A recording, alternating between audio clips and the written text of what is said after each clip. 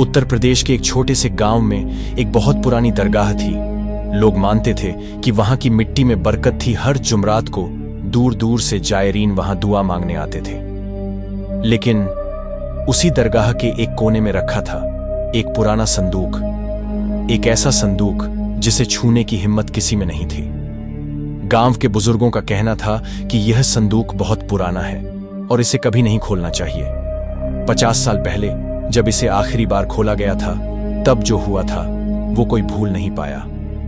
लेकिन गांव का एक लड़का इमरान इन बातों को अफवाह समझता था।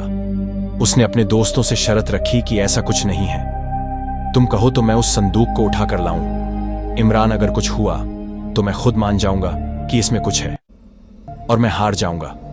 उस रात 2 बजे जब पूरा गांव सो रहा था, इमरान चुपचाप दरगाह पहुंचा। वहां घुप अंधेरा था, सिर्फ चिरागों की धीमी रोशनी जल रही थी। माहौल में एक अजीब सा सन्नाटा था। जैसे ही इमरान संदूक के पास पहुंचा, उसे महसूस हुआ कि हवा अचानक भारी हो गई है। लेकिन उसने हिम्मत नहीं हारी। उसने हाथ बढ़ाया और संदूक को छू लिया। पूरा अंधेरा छा गया।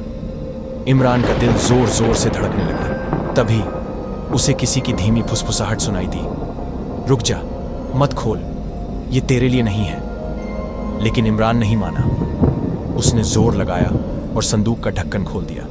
फिर एक तेज आवाज आई, तूने इसे खोलकर गलती की है। तेज हवा की आवाज आई और फिर इमरान की जोरदार चीख निकली, आह! एक ठंडी हवा उसके चेहरे से टकराई। अंदर एक पुराना सड़ा गला कपड़ा रखा था और उसके नीचे एक तावीज थी। जैसे ही इमरान ने तावीज उठाने की कोशिश की, इमरान कांप उठा। धीरे धीरे उसने पीछे मुड़कर देखा और बेहोश हो गया। अगली सुबह लोग इमरान को दरगाह के अंदर बेहोश पड़ा हुआ पाए। उसका चेहरा सफेद था, आंखें खुली हुई थीं, लेकिन उनमें कोई होश नहीं था। गांव के मौलवी साहब आए।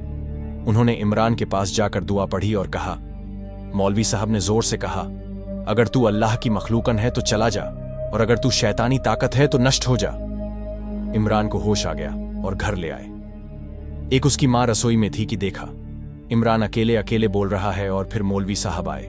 उन्होंने इमरान का रूहानी इलाज करा और कहा, यह लड़का अब पहले जैसा नहीं रहेगा। इसने वो देख लिया है जो इसे नहीं देखना चाहिए था। इमरान ठीक तो हो गया, लेकिन फिर कभी बोल नहीं पाया। और सबसे अजीब बात, संदूक फिर से वैसे ही बंद पड़ा था, जैसे उसे किसी ने छुआ ही ना हो। आज भी ये बात एक रहस्य बनी हुई है।